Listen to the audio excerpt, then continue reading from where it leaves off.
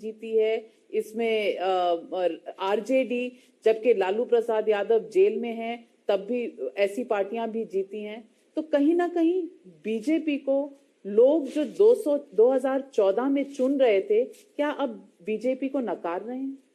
देखिए, मेरी एक समझ में नहीं आ रहा।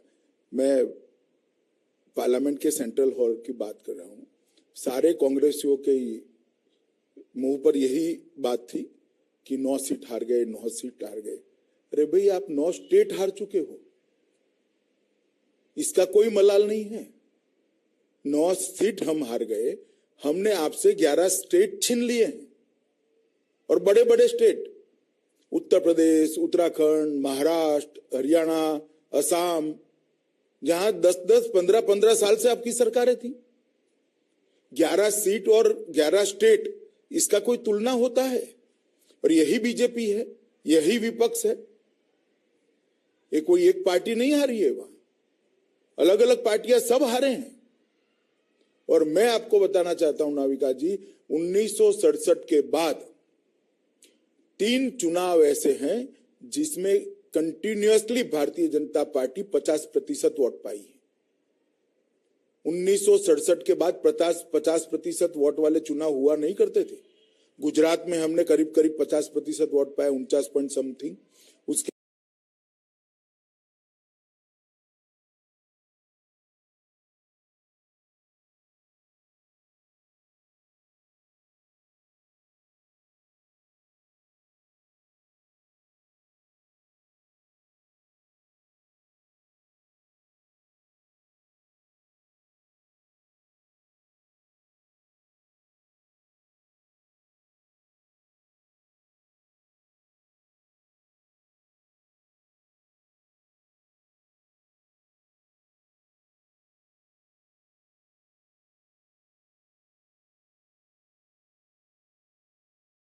मत में आप हैं, लेकिन आपकी स्ट्रेंथ कम हुई है, बाइपोल आप हारे हैं। और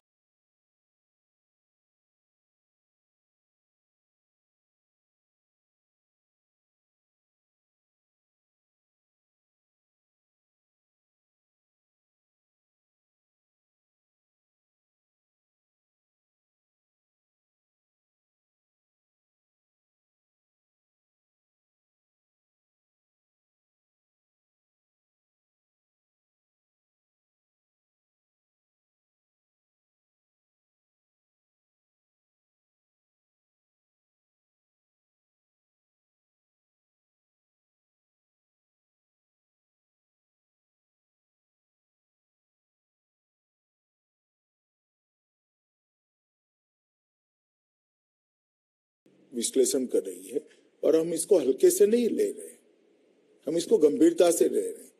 मगर एरोगेंसी होती तो त्रिपुरा में भी नजर आती, वहां पर भारत की ही जनता है। 1 साल पहले यूपी में भी नजर आती, 6 महीना पहले हिमाचल में भी नजर आती, 6 महीना पहले गुजरात में भी नजर आती। और आप मई में परिणाम देख लीजिएगा, हम कर्नाटक प्रचंड बहुमत से जीतने जा रहे हैं। अमित शाह जी, एक सवाल ये होता है, जो लोग कहते हैं कि योगी आदित्यनाथ अपना कैंडिडेट चाहते थे, वो एक महंत चाहते थे गोरखपुर की सीट पर, सेंट्रल लीडरशिप ने एक्सेप्ट नहीं किया। क्या ये देखिए, मैं आपको स्पष्टता से कह दूं, कहीं कोई महंत की दरखास्त यूपी बीजेपी की ओर से या योगी जी की ओर से थी ही नहीं, ना कोई महंत का नाम चर्चा में था। एक और बात कही जाती है कि जो चुनाव आप 3 लाख की मार्जिन से 2014 में जीते, 2018 में वही चुनाव आप 26,000 वोट से हार जाते हैं। इस पर आप 73 सीटें जो पार्टी जीती हो 2014 में, उसको इतनी विश्लेषण करने की जरूरत है अमित शाह जी के? देखिए, सबसे पहले आप मत प्रतिशत को नहीं देख रही। मत प्रतिशत कम हुआ है, वो उसके भी कारण तो ढूंढने ही पड़ेंगे, क्यों कम हुआ। आमतौर पर उपचुनाव में मत प्रतिशत कम भी होता है, और अर्बन एरिया में ज्यादा कम होता है। वो हुआ भी है, अर्बन एरिया का मत प्रतिशत नीचे गया है, और बहुत सारे कारण होते हैं। इसका हम विश्लेषण जरूर करेंगे, मगर आप अगर विपक्ष को इससे बहुत खुश हो ऐसी घटना दिखती है, तो मैं आपको बताता हूं उत्तर प्रदेश में कुछ होने नहीं जा रहा है। उत्तर प्रदेश में 73 सीट आई तब भी बहुत सारे जर्नलिस्ट कहते थे फ्लूक है। उत्तर प्रदेश में 325 सीट आई तब कहते कि भाई ये तो अब हो ही नहीं सकता। मैं आपको फिर से कह रहा हूं कि 2019 में भी उत्तर प्रदेश में भारतीय जनता पार्टी इतने ही प्रचंड बहुमत के साथ 73 सीट फिर आएंगी। 73 में कोई ज्योतिषी नहीं हूं, 70 भी हो सकती है, 80 भी हो सकती है, 70 भी हो सकती है, 80 पर 80 इसी तरह का प्रचंड बहुमत मिले 2019 में। 2019 क्योंकि में अगर बीजेपी की सरकार, अगर मोदी सरकार 2019 में दोबारा बननी है नई दिल्ली में, तो उत्तर प्रदेश का एक खास रोल रहेगा। लोग कह रहे हैं कि अगर समाजवादी पार्टी और बसपा इकट्ठे आ जाएं, अगर बुआ भतीजा इकट्ठे आ जाएं, तो ये अरिथमेटिक आपकी केमिस्ट्री खराब कर सकते हैं। देखिए, हमारे पास बहुत समय है, हम 50% की लड़ाई लड़ने के लिए तैयार हैं। तो आप क्या समझते हैं कि ये जो नंबर गेम आप जानते हैं कि इस बार यादव और निषाद इकट्ठे थे और साथ में दलित ऐड हुआ, और इस तरह जो अरिथमेटिक है बसपा का, बुआ और भतीजा का, वो बीजेपी को कहीं पीछे छोड़ गया। क्या ये 80 सीटों पर दोबारा हो सकता है? पहले आप समझ लीजिए, आप नारों के आधार पर चुनाव का विश्लेषण कर सकती है, मैं नारों के आधार पर नहीं कर सकता। तो आप किस आधार पर करते हैं? मैं आंकड़ों के आधार पर करना पड़ता है। किस एरिया में कितना मत प्रतिशत कम हुआ, किस एरिया में कितना मत प्रतिशत ज्यादा हुआ, कितना वोट मिला, इसके आधार पर आकलन होता है। टीवी पर नारे सुनकर एक 20x10 के कमरे में बैठकर नहीं हो सकता विश्लेषण जी। हमारे बूथ के कार्यकर्ता इसको गहराई में जाकर देख रहे हैं। एक हमारी पूरी टीम दोनों सीटों पर काम कर रही है और कुछ समय विश्लेषण होगा भी। फिर कभी आप इंटरव्यू लेंगे तो जब आप जीतते हैं आकलन बहुत जल्दी हो जाता है, जब हारते हैं तो आकलन में देर क्यों लगती है? अभी भी आप नहीं समझ रही। जीतते हैं तब भी आकलन इसका डिटेल में बाद में होता ही रहता है। ऐसा नहीं है कि आकलन प्रेस कॉन्फ्रेंस के साथ समाप्त हो जाता है। योगी जी ने भी प्रेस कॉन्फ्रेंस हारने के बाद कर भी ली। इट डजंट मीन कि आकलन नहीं वहां से रुक जाएगा, आकलन जारी ही रहता है। मैं सिर्फ आपसे ये पूछ रही हूं कि क्या बीजेपी का एक ड्रीम रन, देश भर में कहा जाता था कि बीजेपी का एक ड्रीम रन है, जिस स्टेट को हाथ लगाती है जीत लेती है, क्या इस ड्रीम रन में थोड़ी ब्रेक लगी है? कौन सा स्टेट हारे? अमित शाह को कहा जाता था मैजिशियन ऑफ इलेक्शन। पहली बात तो ये उपचुनाव है नाविका जी, इसमें राष्ट्रीय स्तर से कोई जाता नहीं। इसमें सीएम की भी कोई इस प्रकार से मैंडेट फॉर सीएम भी नहीं कहा जा सकता। एक बात, पूरे राज्य का चुनाव नहीं है। और हम कौन सा चुनाव हारे, किस राज्य का हारे? गुजरात की जीत को कंफर्टेबल जीत समझते हैं? नाविका जी, 50% वोट ये कोई कम नहीं होता है। लेकिन सीटें तो कम हुई। सीटें कम हुई ठीक है, मगर 22 साल कांग्रेस की बढ़ोतरी हुई, तो ये रिवाइवल ऑफ कांग्रेस नहीं हुआ? ऐसा है नाविका जी, 22 साल के बाद हम चुनाव में गए और एक बहुत बड़े जाति के आंदोलन की परछाई में चुनाव हुआ है। इसके बावजूद भी हमें 50%, 49.63% वोट मिला है। कैसे नजरअंदाज कर सकते हो आप इसको? लेकिन सीटें आपकी कम हुई और कांग्रेस की बढ़ी, मगर सरकार बनी हमारी। और दूसरा, मैंने कहा ना कि एक जातिवादी बहुत बड़े प्रचंड आंदोलन की परछाई में चुनाव हुआ था और कांग्रेस जातिवाद को ही उकसाकर चुनाव लड़ने की एक नई रणनीति लेकर आए हैं। पर आप भी तो कास्ट कॉम्बिनेशंस देखते हैं, अगर उत्तर प्रदेश हो या कोई और स्टेट हो, आप भी कास्ट कॉम्बिनेशंस देखते हैं। कास्ट कॉम्बिनेशन करना कैंडिडेट में और जातिवादी आंदोलन को उकसावा देना, दोनों में बहुत बड़ा अंतर है। हमने कभी जाति के आंदोलन नहीं किए नाविका जी, मेरी पार्टी की स्थापना से आज तक नहीं किए। एक जगह पे बता दो, हमने जितने भी आंदोलन किए वो राष्ट्रीय मुद्दों पर गए। कभी कश्मीर से कन्याकुमारी तिरंगा यात्रा लेकर निकले, कभी राम जन्मभूमि के लिए, अयोध्या यात्रा के लिए। हम विचारधारा की लड़ाई लड़ने वाले लोग हैं, जाति की लड़ाई नहीं लड़ते। आप करें मंदिर की राजनीति तो विचारधारा की लड़ाई, और अगर राहुल गांधी करे लिंगायत की राजनीति तो वो जातिवाद की लड़ाई। लिंगायत की राजनीति में क्या विचारधारा है? अगर आपको मौका मिलता आप ना करते? मौका मिला ही है, कई बार मिला है। पूरे देश भर में हमने आज तक पॉलिटिक्स करी, कभी हमने जाति की राजनीति नहीं करी। आज तक नहीं करी है। तो आप समझते हैं कि राहुल गांधी ने जो ये लिंगायत कार्ड खेला है कर्नाटक में, ये जो रिजेक्ट हो चुका है, यूपीए की सरकार से ही रिजेक्ट हो चुका है 2013 में। आप क्या मानती है नाविका जी की कर्नाटक की जनता को ये मालूम नहीं है? अगर ये करना था तो उस वक्त क्यों नहीं किया जब दोनों जगह उनकी सरकार थी? उनकी सरकार ने, केंद्र सरकार ने ही इसको रिजेक्ट किया था, और अब एंड वक्त पर क्यों कर रहे हैं? सबको मालूम है। लेकिन 2 दिन से बीजेपी से एक शब्द नहीं निकला। कहीं ना कहीं बीजेपी इस बात से डरी हुई है कि लिंगायत खड़ा करके, आपने येडियुरप्पा को जब खड़ा किया तो आप भी उस कास्ट को टारगेट कर रहे थे, लेकिन सिद्धारमैया ने आपके पैरों तले जमीन खिसका दी। देखिए, आपका एनालिसिस से मैं सहमत नहीं हूं। येदियुरप्पा जी भारतीय जनता पार्टी के पूर्व मुख्यमंत्री। येदियुरप्पा जी लिंगायत है, वो बात ठीक है, मगर हमने लिंगायत को एड्रेस करने के लिए येदियुरप्पा जी को लाया। येदियुरप्पा जी हमारे सालों पुराने कार्यकर्ता है, मुख्यमंत्री रह चुके हैं प्रदेश के, मगर अभी जो किया है इन्होंने वो यूपीए सरकार ने ही रिजेक्ट कर दिया। ये नहीं हो सकता, गैर संवैधानिक है, इसकी जरूरत नहीं है। और अब जरूरत आ गई क्योंकि इलेक्शन आ गया, क्योंकि हमारी पार्टी को येदियुरप्पा जी लीड कर रहे हैं। इसको जाति की पॉलिटिक्स कहते हैं। पर येदियुरप्पा जी क्यों नहीं बाहर आके इस बात को कहते? बोले हैं, हमारे सारे प्रवक्ता बोले हैं, कर्नाटक के सारे प्रवक्ता बोले हैं। येदियुरप्पा जी ने तो नहीं। येदियुरप्पा जी को बोलने की क्या जरूरत? भाई पार्टी का प्रवक्ता पार्टी का स्टैंड तो पल्ला बचा के चल रहे हैं। पल्ला बचाकर नहीं चल रहे हैं, क्योंकि खुद लिंगायत है। नहीं, लिंगायत खुद है तो पार्टी का स्टैंड तो हमने रखा ही है। मैं आपसे एक और चीज पूछूंगी। बाईपोल्स की बात चल रही थी, एक तरह से बाईपोल्स में ये भी साबित हो गया कि जब तक आप अपना ट्रम्प कार्ड नरेंद्र मोदी नहीं निकालते, आप इलेक्शन नहीं जीतते। क्या आप इस फॉर्मूला को मानते हैं? भाई, मोदी जी के कारण फायदा तो होता ही है। मोदी जी कहीं पर बाईपोल में नहीं गए, कई बाईपोल हम जीते भी है। पंचायत के चुनाव में नहीं गए, बहुत सारे पंचायत चुनाव जीते हैं। यूपी के म्युनिसिपल कॉर्पोरेशन में नहीं गए थे, 15 में से 13 म्युनिसिपल कॉर्पोरेशन हम जीत गए। महाराष्ट्र की लोकल बॉडीज जीत गए, गुजरात की लोकल बॉडीज जीत गए, मध्य प्रदेश की लोकल बॉडी स्वीप कर गए।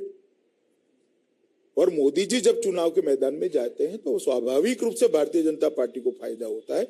और 19 का चुनाव तो मोदी जी को फिर से एक बार प्रधानमंत्री बनाने का है, तो स्वाभाविक रूप से इसका फायदा भारतीय जनता पार्टी को मिलने वाला है। लेकिन क्या बात है अमित शाह जी कि ये उत्तर प्रदेश के बाईपोल्स ने इस तरह बीजेपी के सामने एक सवालिया निशान खड़ा कर दिया है कि बड़े प्रसिद्ध अखबार हैं हिंदी के, जिन्होंने एक हेडलाइन न्यूज भी चला दी कि शायद 2019 के चुनाव में मोदी जी वाराणसी से नहीं लड़ेंगे। अब नाविका जी, आप भी कल कोई हेडलाइन चला दो तो हम तो कांग्रेस तो है नहीं कि इमरजेंसी लगा देंगे मीडिया पर। सब लोग अपने तरीके से कहते हैं, मगर मैं इतना ही कहना चाहता हूं कि कहीं ना कहीं एक छोटी सी जीत बहुत समय के बाद किसी की होती है, मतलब विपक्ष की होती है, तो बड़ी दिखाई पड़ती है। 0 सीट बसपा की थी, 4 सीट सपा की थी, तब एक आशा का किरण उनको दिखाई पड़ता है तो बहुत अच्छा लगता है। पर अगर बुआ भतीजा साथ हो जाएं यूपी के इलेक्शंस में 2019 में, तो क्या ये बीजेपी के लिए चिंता का विषय होगा? नाविका जी, मैं अभी भी आपको कहता हूं कि उत्तर प्रदेश यूनिट बहुत सक्षम है। योगी जी लोकप्रिय नेता है, आप मानकर चलिए, और हम 50% के चुनाव लड़ने के लिए हमारे यूनिट को ठीक से तैयार कर लेंगे 19 के पहले। हमें कोई दिक्कत नहीं दिख रही। और मैं उत्तर प्रदेश को जानता हूं जी, मैंने वहां 2 चुनाव लड़ा है, कुछ नहीं होने वाला वहां पर। आप पूरे कॉन्फिडेंट? बिल्कुल। और मैं कहता हूं ना, इसी प्रकार के प्रचंड बहुमत से। और मोदी जी वाराणसी से ही चुनाव लड़ेंगे? वाराणसी से ही लड़ेंगे, न लड़ने का कोई सवाल ही नहीं। अच्छा, तो आपसे मैं ये सवाल पूछूंगी कि ये जो सारी बातें अब शुरू हुई हैं, एक नेगेटिविटी का दौर शुरू हुआ है बीजेपी के कई विक्ट्रीज के बाद, सडनली एक ऐसे लगता है जैसे अगर आप एस्ट्रोलॉजी में माने तो एक प्लैनेटरी कुछ शिफ्ट हुआ है कि सडनली बहुत नेगेटिविटी आ गई है बीजेपी की तरफ से। लोग सवाल पूछने लगे हैं कि अलायंस पार्टनर चला गया, चंद्रबाबू नायडू चले गए, एनडीए टूटता बिखरता नजर आ रहा है, लोग सवालिया निशान लगा रहे हैं पूरी एनडीए की अलायंस पार्टनरशिप के ऊपर। तो ये नेगेटिविटी का दौर कहां से और क्यों शुरू हुआ? कोई नेगेटिविटी का दौर नहीं है। 12 लाख लोगों के वोट के मैंडेट को अगर आप 125 करोड़ के देश का मैंडेट मानते हैं नाविका जी, तो इसका जवाब मेरे पास नहीं हो सकता। कोई सवाल ही कहीं पर दूर दूर तक पैदा नहीं होता। जहां पर हमारा एक भी एमएलए नहीं था, वहां पर हम 2/3 बहुमत से अभी 1 महीना पहले जीते। 1 महीना नहीं हुआ है अभी। तो एनडीए का टूटने और बिखरने का क्या कारण है? देखिए, चंद्रबाबू जी एनडीए छोड़कर गए हैं, वास्तविकता है। हमारे 30 पार्टियां हैं भाई, कहां बिखरे? तो चंद्रबाबू नायडू के जाने से आपके सदर्न ड्रीम को एक धक्का नहीं पहुंचा? हो सकता है हम ज्यादा बड़े हो वहां पर। तो जाने का कोई गम नहीं है चंद्रबाबू नायडू के? अब उन्होंने छोड़ा है, मुझे गम है या नहीं है, हम किसी को निकालना नहीं चाहते थे, वो जाना चाहते, कैसे रोक सकते? लेकिन रोज आपके अलायंस पार्टनर्स हैं, वो कहते हैं कि अलायंस पार्टनर का जाना अच्छी बात नहीं है। अकाली दल भी ये कहता है। नहीं, वो तो हम भी मानते हैं अलायंस पार्टनर का जाना अच्छी बात नहीं, मगर अलायंस पार्टनर तय ही कर दे तो क्या कर सकते हो? आज हमारी वहां पर 2 सीटें, हो सकता है ज्यादा हो। लेकिन पार्टनर्स की आपको जरूरत पड़ेगी, आप ऐसा समझते हैं? क्या आपके लाइनें वाईएसआर, देखिए, जहां तक टीआरएस पहले समझ लीजिए, जहां तक भारतीय जनता पार्टी का सवाल है, हमारा संस्कार कांग्रेस पार्टी जैसा नहीं है। हम जरूरियातों के आधार पर पार्टनरों से व्यवहार नहीं करते, अलायंस पार्टनर से व्यवहार नहीं करते। यूपी में हमारा पूर्ण बहुमत है, दोनों पार्टियां हमारी हिस्सेदार है सरकार में। यहां पर भी पूर्ण बहुमत था, सारी पार्टियों को हमने सम्मानित स्थान दिया है हर जगह पे। आप अभी त्रिपुरा में हमारा पूर्ण बहुमत है, हमने आईपीएफटी को सम्मानित स्थान दिया है। वहां पर रिक्वायरमेंट के आधार पर मित्रता नहीं रहती है नाविका जी। सवाल ये भी उठता है कि आपके पास इंडिकेशंस फरवरी से आ रहे थे कि चंद्रबाबू जी कुछ खफा चल रहे हैं, कुछ चाह रहे हैं, लेकिन या तो आप चाहते थे कि जो वो चाह रहे हैं वो मांगते रहे, जितना आप दे सकते हैं उतना ही दे सकते हैं, आप इनफ्लेक्सिबल थे, या आपको लगा कि शायद उनका वैल्यू एडिशन एनडीए में इतना नहीं है कि उनके जाने से आपको फर्क पड़े? ऐसा कुछ नहीं है। आंध्र प्रदेश की जनता के लिए भारतीय जनता पार्टी की नरेंद्र मोदी सरकार ने, एनडीए सरकार ने जो किया है, इसका हिसाब मैं कई बार दे चुका हूं। शायद डिवाइडेड आंध्र प्रदेश छोड़िए, संयुक्त आंध्र प्रदेश के लिए भी किसी भी केंद्र सरकार ने इतना पैसा 4 साल के अंदर नहीं दिया है जितना नरेंद्र मोदी सरकार ने दिया है। और हम आंध्र की जनता के पास इसका पाई का हिसाब लेकर जाएंगे। सवाल ये भी उठता है कि आप नीतीश कुमार पर कितना भरोसा कर सकते हैं? मैं आप ही के कुछ शब्द याद करा दूं। आपने खुद नीतीश कुमार के बारे में कहा था कि उन्होंने आपकी पीठ में छुरा भोंका है। नीतीश कुमार जी हमारे साथी थे, उनको लगा कि ये कोई और अच्छा साथी मिलता है, वहां चले गए। मगर जब लालू जी करप्शन के मामले में फंसे और धीरे धीरे इमेज का डिटोरिएशन वहां पर होने लगा, तब उनको लगा कि पूरा नगर अच्छा था, वो वापिस आए। अब जब आमने सामने चुनाव लड़ते हैं तब इस प्रकार के स्टेटमेंट तो होते ही रहते हैं पॉलिटिक्स में। तो आप कहते हैं कि ये समय के साथ आप ये सारे स्टेटमेंट्स भूल चुके हैं? नहीं, सवाल स्टैंड कोई बदलता है तो स्वाभाविक रूप से देखने का नजरिया बदलेगा। हमने ना उनको निकाला था, वो छोड़कर गए थे, ना हमने उनको ऐसा कहा कि आप आ जाइए। लालू जी पर एक केस हुआ, उनके पास कोई चारा नहीं रहा, तो स्वाभाविक रूप से हमने हमारे साथ आए। या ये था कि गरज आपकी भी थी एक सरकार बनाने की बिहार में? नहीं, देखिए, जो 2 साथी मिलते हैं तो दोनों ओर से सहमति होती है तो ही गठबंधन बनता है।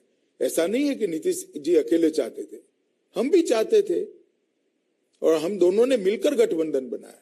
लेकिन अमित शाह जी, अब अररिया की डिफीट के बाद नीतीश कुमार जी ने कहा है कि उन्हें प्रेशराइज किया गया था, अररिया में वो लड़ना नहीं चाह रहे थे। अररिया में वो नहीं लड़े, आपकी जानकारी गलत है। नहीं, आप लड़े, लेकिन वो कह रहे थे कि वो आपको भी क्योंकि जब कोई मरता है तो वहां हम लड़ते नहीं, ये उन्होंने नहीं कहा। ऐसा नहीं है। नीतीश जी ने अपनी एक सीट के लिए कहा, जहानाबाद के लिए कहा। जो विधायक की सीट लड़े थे उसके लिए कहा। तो वो कहते हैं कि बीजेपी का प्रेशर था जहानाबाद। अब स्टेट यूनिट की उनके साथ क्या बात हुई मुझे मालूम नहीं, मगर जहानाबाद सीट उनकी थी, मतलब जेडीयू की नहीं, जेडीयू आरजेडी गठबंधन की थी, तो वो लड़े।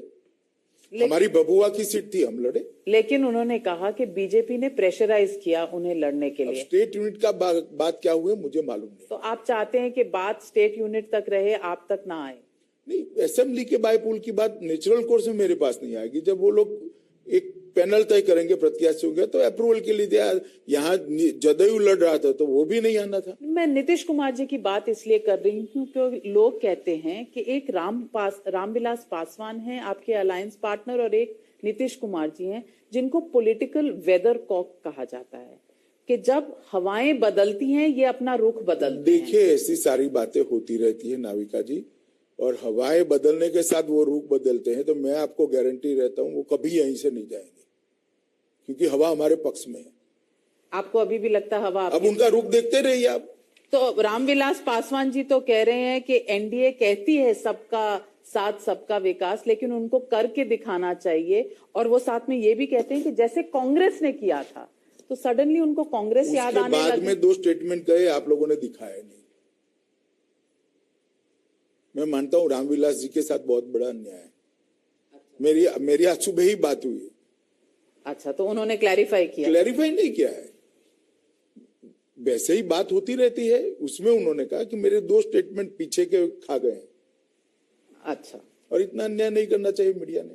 अच्छा, तो ये मीडिया का अन्याय था? स्वाभाविक रूप से एक स्टेटमेंट दिखाना और इसके पीछे बोले गए 2 स्टेटमेंट न दिखाना, कि 2019 में इससे भी बड़े बहुमत के साथ प्रधानमंत्री के। तो आप समझते हैं कि अलायंस पार्टनरशिप्स में कोई प्रॉब्लम नहीं है? बाकी की जो अलायंसेस हैं जरा भी प्रॉब्लम नहीं हो। और शिवसेना रोज कुछ कहती है, वो कहती है कि अगर नो कॉन्फिडेंस मोशन आएगा तो हमने तय नहीं किया है कि हम गवर्नमेंट के साथ वोट करेंगे, जबकि उनका एक मिनिस्टर भी है, तब भी आप कहते हैं अलायंस में कोई प्रॉब्लम नहीं है। मैं आपको बताता हूँ कि हमारा पूर्ण बहुमत है, एक बात, और एनडीए के साथ हमारा 300 का आंकड़ा क्रॉस हो रहा है।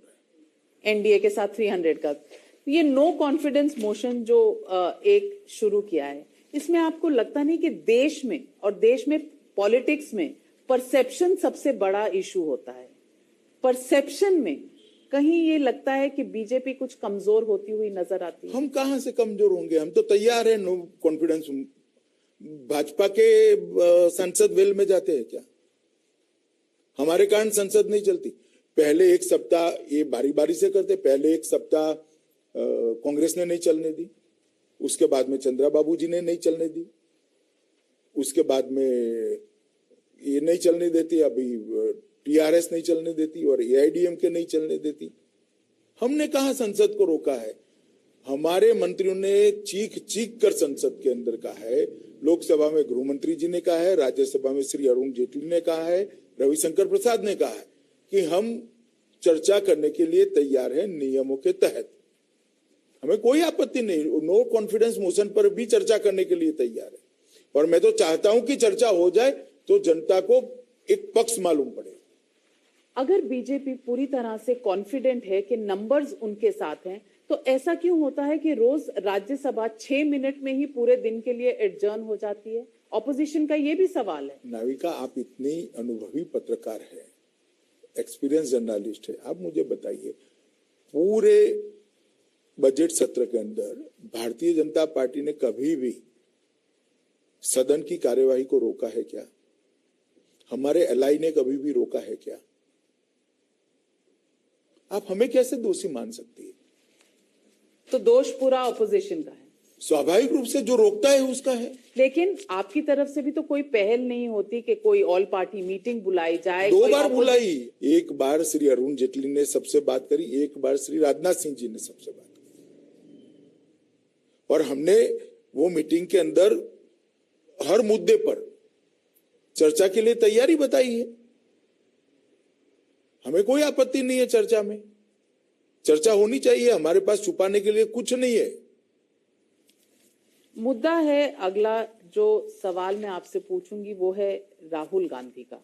आजकल वो जब कटाक्ष लगाते हैं बीजेपी पर, तो उनकी जो टिप्पणियां होती हैं बड़ी पॉइंटेड होती हैं और बहुत सटीक तरीके से वो सवाल पूछते हैं, चाहे वो राफेल डील पर हो। अब एक मिनट, उनके अध्यक्ष बनने के पहले भी काफी चुनाव उन्होंने लीड किए, उसका हिसाब किताब जाने दो।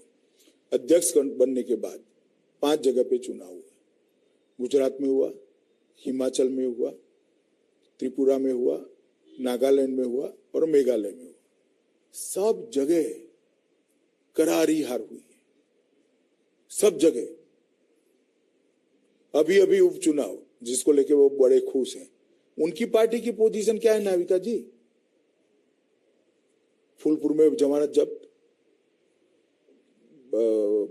गोरखपुर में जमानत जब्त, बिहार में एक लड़े एक हार गए। किस चीज की खुशी है उनको? जमानत जब्त होने की खुशी? मैं तो समझ नहीं पा रहा कि राहुल राजस्थान के बाईपोल्स में जीते हैं, मध्य प्रदेश के बाईपोल्स में जीते मध्य प्रदेश के बाईपोल में जीते नहीं है, जीते मतलब सीट आई है वो ठीक है, मगर 50%, 50,000 वोट का लीड था, वो कम होकर 2,000 का रह गया दोनों सीटों पर।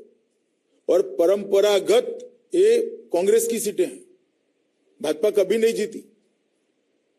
67 के समय में एक बार हमें सीट, ये 2 में से एक सीट जीते थे। और राजस्थान हमारे जरूर है, मगर उसमें एक लोकसभा जितना 135 साल पुरानी कांग्रेस का पैरामीटर्स है विजय का, तब तो ठीक है, हमें भी ठीक है भाई, एक सीट जीत गए। लेकिन अब राहुल गांधी ने अपने कांग्रेस प्लीनरी सेशन में इसे एक धर्म युद्ध बना दिया है बीजेपी और कांग्रेस के बीच में। उन्होंने कहा है कि कांग्रेस जो है वो पांडवों की सेना है और बीजेपी जो है वो कौरवों की सेना है। देखिए, पांडव तय करने का अधिकार लोकतंत्र में देश की जनता को होता है और देश की जनता ने 2014 में पांडव तय कर लिए। 2019 में भी यही पांडवों पर थप्पा लगने वाला है। आपने पहले से ही तय कर लिया? मैं क्या तय करता, हम तो लोगों के बीच में रहते हैं नाविका जी। एयरपोर्ट पर जाते हैं, लोग मिलते हैं, सभाओं में जाते हैं, मीटिंगों में जाते हैं, इंटरेक्शन में जाते हैं, मालूम पड़ता है ना, आंख मिलाकर जो मतदाता बात करता है। तो राहुल गांधी जी ने आप पर पर्सनली अपने भाषण में डायरेक्ट अटैक किया है, आपको मर्डर अक्यूज्ड कहा है सोहराबुद्दीन केस में, जबकि आप डिस्चार्ज हो चुके हैं कोर्ट से। उन्होंने डायरेक्टली आपको, अब आपने ही जवाब दे दिया। सिर्फ डिस्चार्ज नहीं हुआ नाविका जी, मेरे पर कोई आरोप नहीं है एज ऑन टुडे, उन पर अभी एक आरोप पेंडिंग है, मगर सिर्फ डिस्चार्ज नहीं हुआ, वो जजमेंट ने, कोर्ट ने लिखा है कि राजनीतिक साजिश के तहत अमित शाह को फंसाया गया है। तो आप समझते हैं कि राजनीति की वजह से उन्होंने आप पे ये किया है प्रहार, क्योंकि वो मुद्दों की कमी होती है और कोई बात नहीं। लेकिन उन्होंने ये जो आप पे पर्सनल अटैक किया है, आप इसको समझते हैं कि ये एक नया दौर है राजनीति का जिसमें उन्होंने ऐसा किया? मैं नहीं मानता आप कांग्रेस अध्यक्ष राजनीति का दौर बदल सकते हैं। राजनीति का दौर देश में तय हो चुका है। ये देश जाति, परिवारवाद और तुष्टीकरण की राजनीति से बाहर हो चुका है। ये देश में अब पॉलिटिक्स ऑफ परफॉर्मेंस, विकास की राजनीति का नया दौर नरेंद्र भाई के नेतृत्व में शुरू हुआ है और कांग्रेस अध्यक्ष के कुछ बोलने से अब इस देश में दौर नहीं बदल सकते। आपको अगर उन्होंने मर्डरर कहा है अपने भाषण में, तो उन्होंने नरेंद्र मोदी को कहा है कि उनका नाम मिलता है नीरव मोदी से, और उन्होंने ये भी कहा है, उनके खुद के शब्द, कि उन्होंने कहा मैं देश का चौकीदार हूं, तो उन्होंने वही शब्द इस्तेमाल करके कहा है कि इनके होते हुए, चौकीदारों के होते हुए किस तरह यहाँ से विजय माल्या, नीरव मोदी, मेहुल चोकसी चले गए। तो ये राहुल गांधी देश में लोगों पर एक इंप्रेशन बनाना चाह रहे हैं कि जैसे अगर राहुल गांधी और यूपीए की सरकार पर आपके समय पर आरोप लगाए गए थे, तो अब उनका दौर है और अब वो आप पर आरोप लगाएंगे। देखिए नाविका जी, राहुल गांधी के भाषण से जर्नलिस्टों का इंप्रेशन बन सकता है, देश की जनता का नहीं बन सकता। देश की जनता सब चीजों को समझती है। नरेंद्र मोदी जी पर और नरेंद्र मोदी सरकार के किसी भी मंत्री पर एक पैसे का आरोप आज तक विपक्ष नहीं लगा पाया। नीरव मोदी का बैंक स्कैम हुआ, उसमें भारतीय जनता पार्टी की सरकार के एक भी मंत्री का इन्वॉल्वमेंट हो तो जरा राहुल जी बता दें। उनके समय में जो सारे आरोप लगाए विपक्ष ने नहीं लगाए थे, या तो कोर्ट ने इंक्वायरियां दी थी या तो सीएजी ने दी थी, संवैधानिक संस्थाओं ने इंक्वायरियां दी थी, एक भी आरोप विपक्ष का नहीं था। सारी चीजें देश की कानून की अदालत से बाहर आई थी, पीआईएल्स हुए थे। और क्यों नहीं जाते कोर्ट में? वो कोर्ट में जाना चाहिए उनको, और कोर्ट में जाकर ऑर्डर लाने चाहिए, उनका दायित्व है, वो विपक्ष में है। मगर कोर्ट में नहीं जाते, वो सिर्फ भाषण करना है। ऐसे कोरे भाषणों को इस महान देश की जनता नहीं मान सकती। देश का मैच्योरिटी लेवल बहुत बड़ा है। लेकिन अमित शाह जी, एक सवाल तो देश की जनता पूछेगी कि आपके होते हुए ये स्कैम हुआ क्यों? नीरव मोदी देश से गया क्यों? देखिए, रोका क्यों नहीं गया? देखिए नाविका जी, जब तक इस स्कैम की जानकारी मिलती और एफआईआर दर्ज होती, बैंक कंप्लेन करती, उसके पहले वो बाहर चले गए थे। और इतने बड़े देश में सारी बैंकों का जिम्मेदारी देश के प्रधानमंत्री या कोई मंत्री का नहीं हो सकता। एक व्यवस्था बनी है, जिम्मेदारियों का बंटवारा हुआ है, और वहां पर तो जो सारे घोटाले हुए, घोटालों पर मंत्रियों के दस्तखत है, मंत्री के खुद के मंत्रालय के अंदर घोटाले हुए। कैसे दोनों की कंपैरिजन हो सकती है? और हमने, आप अगर ध्यान से देखती होगी तो जब बैंकों पर चर्चा आया, तब भारतीय जनता पार्टी ने चर्चा के लिए जो ड्राफ्ट अप्रूव किया, इसमें उनको आपत्ति क्या थी? आपत्ति एक ही थी कि हमारे समय की कोई बैंकों की बातों की चर्चा नहीं होगी। क्या भय है भाई? हमें चर्चा करने में कोई डर नहीं, हमारा कोई इन्वॉल्वमेंट नहीं है। आप क्यों डर रहे हो यूपीए शासन के बैंक घोटालों की चर्चा करने के लिए? ये डर ही बताता है कि दाल में कुछ काला है। वो और बात उठाते हैं, वो गब्बर सिंह टैक्स की बात करते हैं। वो कहते हैं कि वर्ल्ड बैंक की स्टडी ने कहा है कि गब्बर सिंह टैक्स में बहुत पुराना हो गया। मैंने पार्लियामेंट अभी ट्वीट किया उन्होंने। नहीं, वो तो दूसरा मुद्दा नहीं आएगा तब तक ट्वीट करते रहेंगे और आप देखते रहेंगे। मगर मैं कहाँ इसका जवाब देते घूमूं? वर्ल्ड बैंक ने क्या कहा था वो पूरा सोशल मीडिया के थ्रू सर्कुलेशन में आ गया है। सवाल ये भी होता है कि सोनिया गांधी ने कहा है कि कांग्रेस जो है वो कंट्री को यूनाइट करती है, बीजेपी डिवाइड करती है। ये अभी लिंगायत में सब पूरे देश को मालूम हो गया है कि वो क्या कर रहे हैं। लेकिन इसमें कांग्रेस पार्टी ने और सोनिया गांधी ने ये भी फिर से आप पे आरोप लगाया है कि एरोगेंस है एक बीजेपी में, जो बीजेपी ऑपोजिशन को, अगर उनके 44 सीट हैं तो उनको कुछ समझती नहीं है, उनसे बात नहीं करती। और यही उनके खड़गे साहब जी ने कहा जब लोकपाल बिल की मीटिंग हुई तो लोकपाल सेटअप करने की बात हुई तो उन्होंने कहा कि आप ऑपोजिशन को कुछ समझते नहीं है। तो ये एरोगेंस का चार्ज बार बार क्यों लगता है? पहले आप समझ लीजिए, लोकपाल की मैं स्पष्टता करूं। देश में विपक्ष के नेता की एक व्याख्या देश के संविधान ने करी हुई है।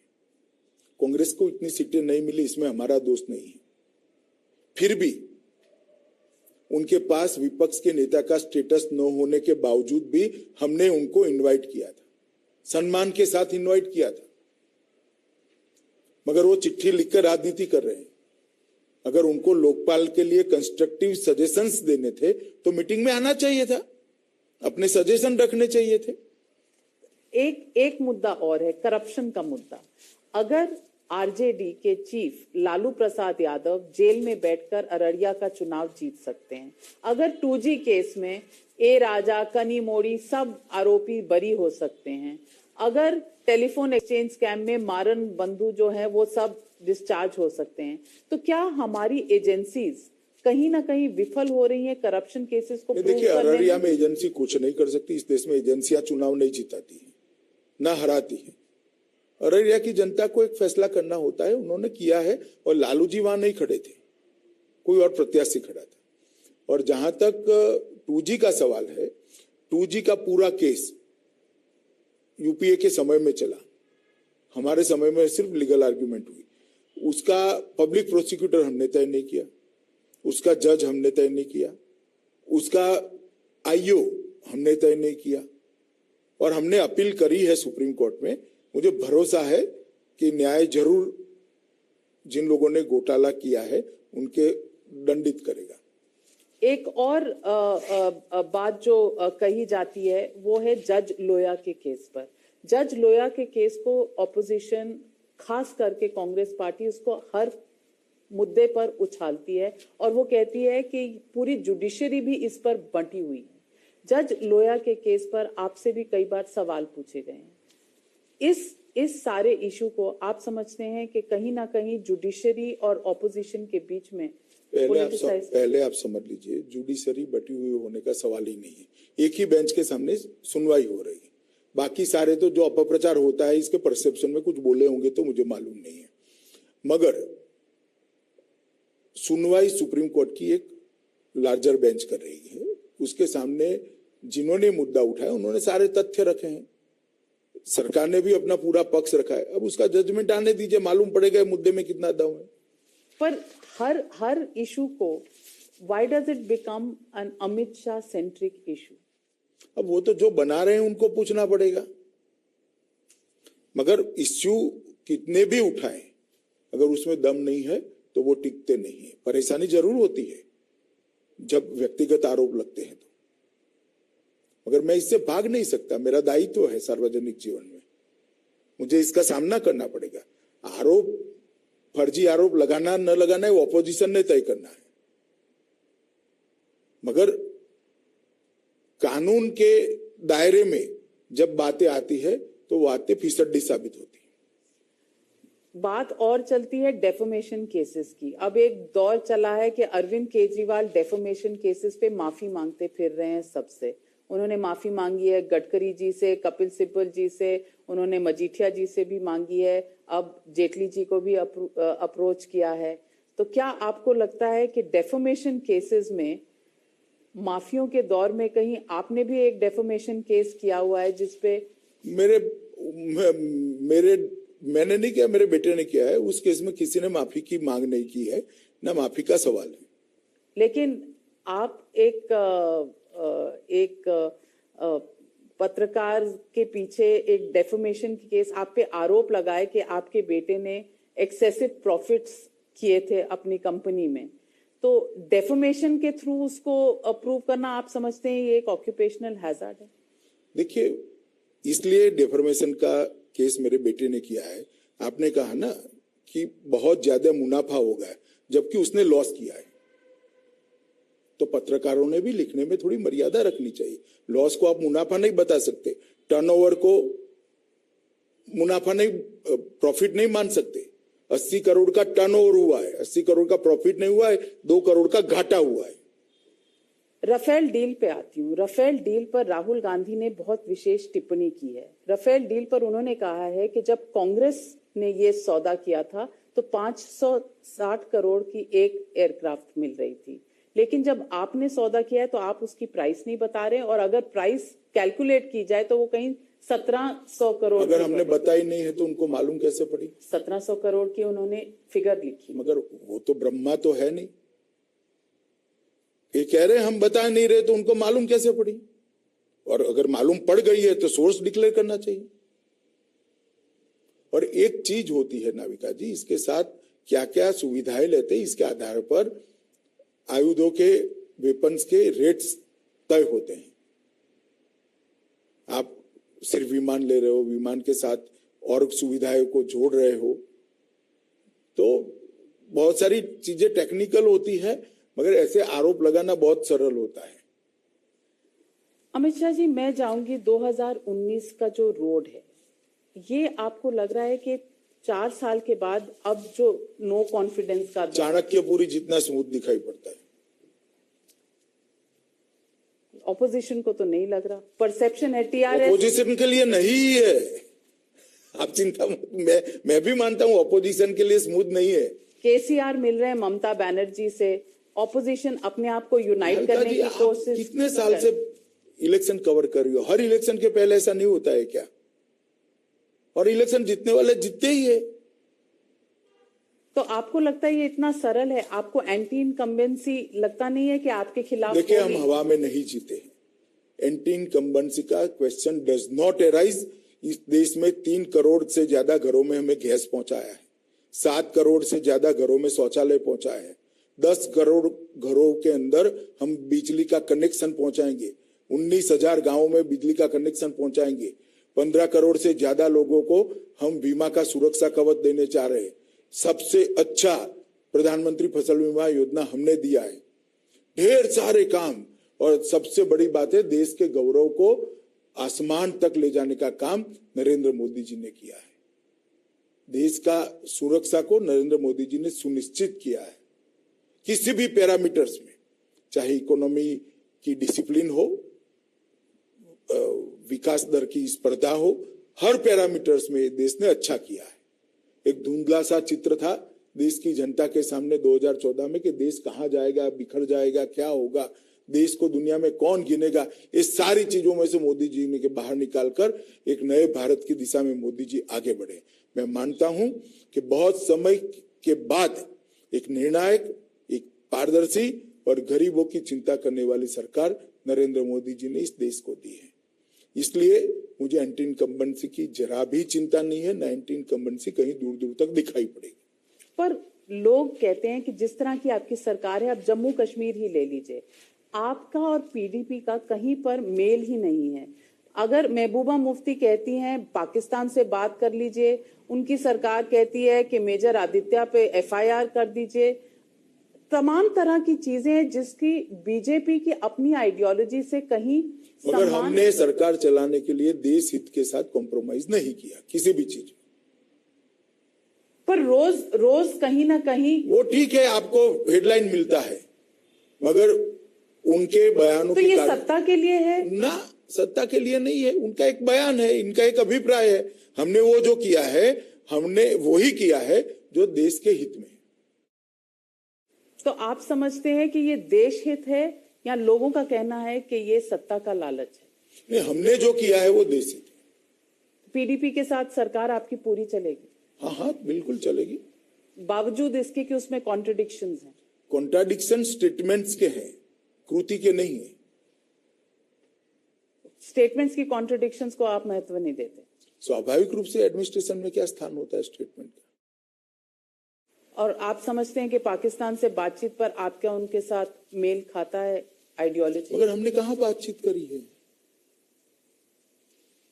तो लोगों का ये भी कहना है कि 2019 तक चलते चलते कुछ ऐसा होगा, कुछ मंदिर मूवमेंट होगा और मंदिर एक मूवमेंट बनाया जाएगा। कुछ ऐसा आपको करना पड़ेगा कि बीजेपी को एक वोट जोड़ने का एक देखिए जी, मैं आपको 2014 याद कराना चाहता हूँ।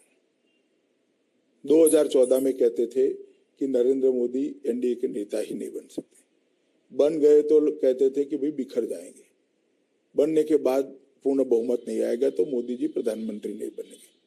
नरेंद्र मोदी एनडीए के नेता भी बन गए, भाजपा के प्रत्याशी भी बन गए, एनडीए बिखरा भी नहीं, पूर्ण बहुमत भी आया और 4 साल देश का सम्मान बढ़ाने वाली सरकार हमने चलाई।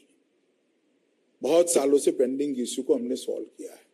1 रैंक 1 पेंशन का इश्यू हो, ट्रिपल तलाक का इश्यू हो, हज सब्सिडी का इश्यू हो, हर चीज को हमने डरे बगैर फर्म डिसीजन लिए। सर्जिकल स्ट्राइक करने की हिम्मत किसी सरकार में नहीं थी नाविका जी। हमने फर्म डिसीजन लेकर कि हमारी सीमाओं की सुरक्षा के लिए हम प्रतिबद्ध है और 0 टॉलरेंस की हमारी पॉलिसी है। हमने बताया है आतंकवाद के खिलाफ कठोर कार्यवाही करी। हर चीज में पॉलिटिक्स से ऊपर उठकर हमने देश हित को प्रायोरिटी दी है। मैं मानता हूं देश की जनता इसको बहुत माइन्यूटली देख रही है। तो अमित शाह जी, 2019 का आपका मिशन का क्या नाम रहेगा? कितने सीटें आएंगी? देखिए, नाम वगैरह तो आप लोग ढूंढ ही लोगे जब हम जीतेंगे तब। या पर तो आप तो हमेशा अपनी टीम को एक मिशन का स्टेटमेंट देते हैं कितनी सीटें लानी है। वो अभी बहुत देर है, मगर मैं इतना निश्चित कहता हूं कि 14 से ज्यादा बहुमत के साथ भारतीय जनता पार्टी और एनडीए दोनों 14 से ज्यादा बहुमत के साथ संसद में फिर से बहुमत लेकर आएंगे। हम आपसे फिर मिलेंगे और फिर इन्हीं सवालों पे फिर दोबारा से आपकी राय जानेंगे, क्योंकि सवाल बढ़ते जा रहे हैं। सवालों के कई आपने जवाब दिए हैं। स्वाभाविक है, चुनाव है, बढ़ते जाएंगे सवाल। और 2019 तक कितने और सवाल होते हैं, हम चाहेंगे आप हमसे बार बार मिलते रहें और बार बार इन सवालों का जवाब देते रहें।